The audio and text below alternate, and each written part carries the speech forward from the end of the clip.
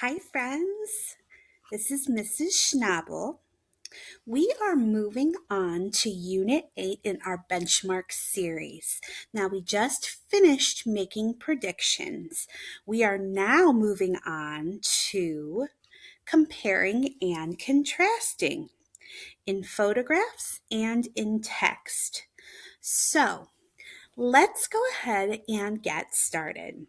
So, I have a little sister. My sister and I, we both have brown hair. My hair is curly, and my sister has curly hair too.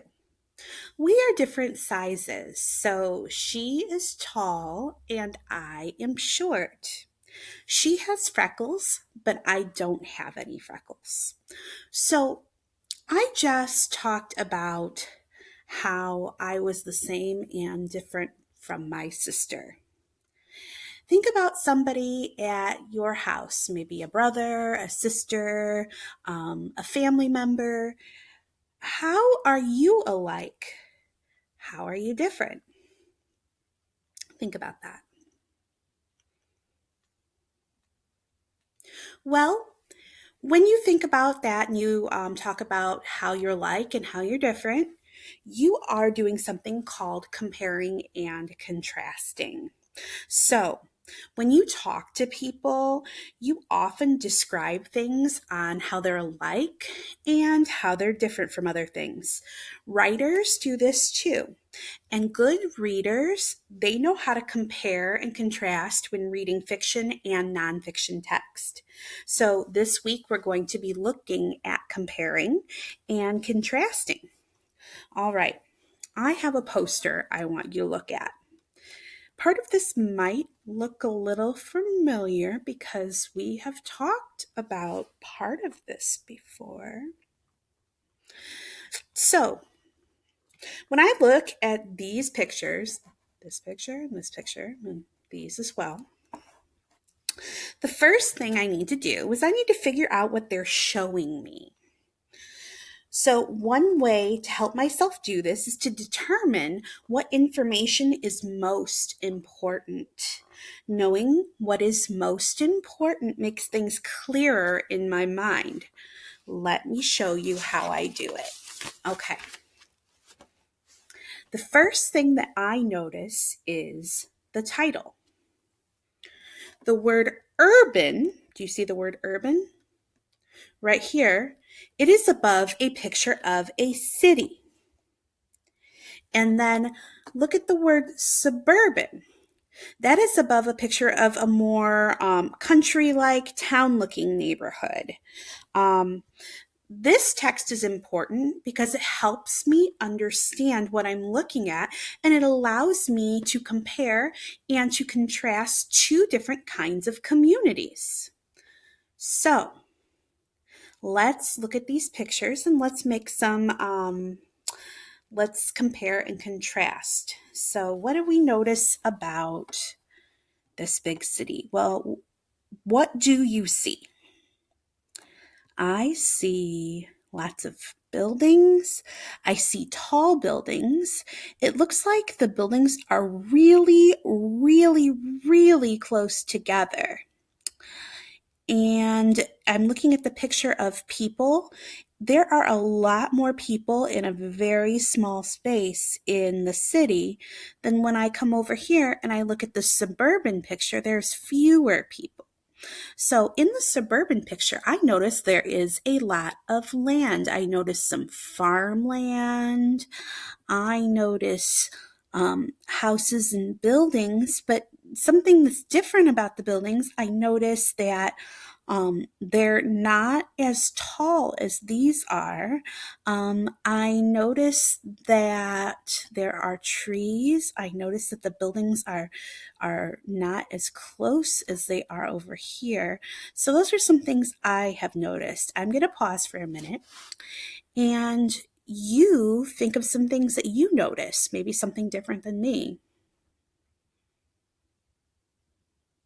All right. Very good. So we've taken some time to look at some things we have noticed. All right, let's go ahead and go to this document so we can look at this in sentence frames. All right. So first thing we're going to do is we are going to compare. And we are going to do that by seeing how two things are alike. So one way urban and suburban communities are alike. Well, what did you notice in the picture? I noticed that they both had buildings. Did you notice that? Right here. Do you see the buildings right here?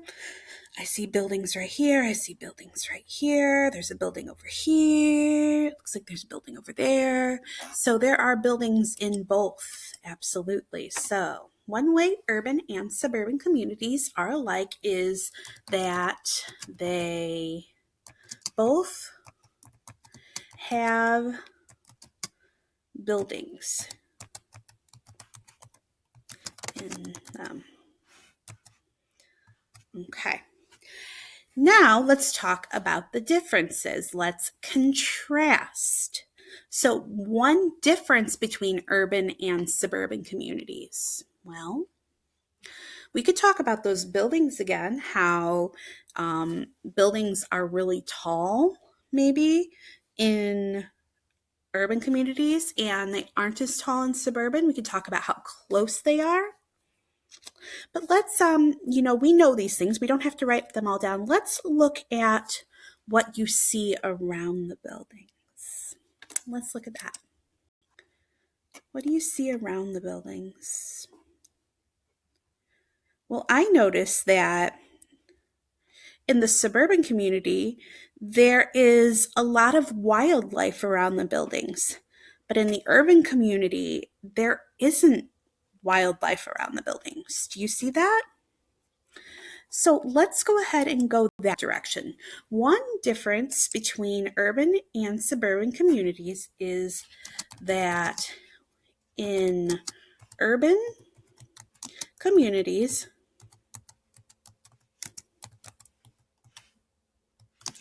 we won't say there's none because sometimes there's trees on streets, the small streets or whatever. We'll say there is not as much. We'll consider it to be, let's see, how about wildlife? Because with trees, you get animals, you get plants, you get just a whole bunch of things with wildlife. So there is not as much, or there are not as many trees, and we'll just say wildlife.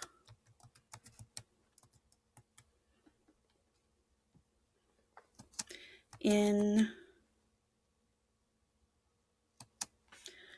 the area.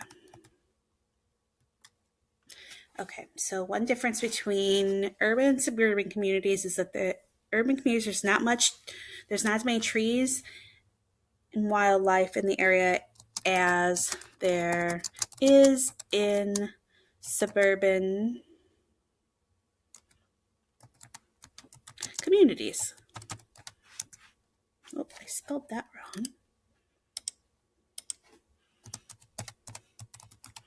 Okay.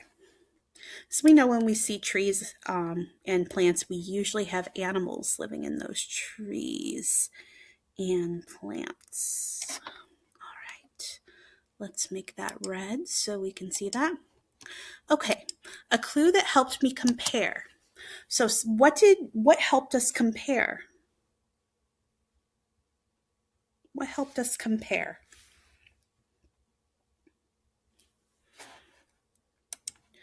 How did we look for something that was the same? Well, we talked about the houses and the buildings. So a clue was that there were clearly buildings in both pictures. So is a clue that helped me compare is that the pictures both showed buildings. Okay, so that helped us see how they were the same. All right, now let's talk about how we contrasted.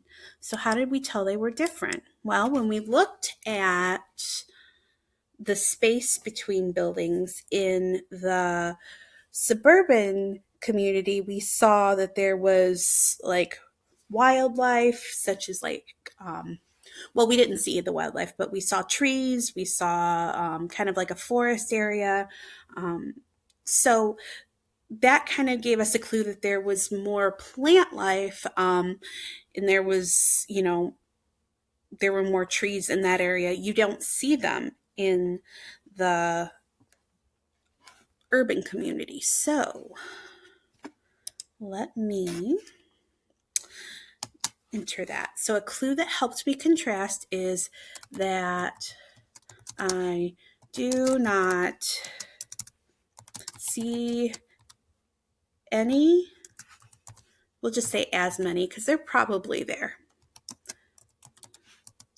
trees or wildlife in the urban community as, let's see, as there are in the suburban community.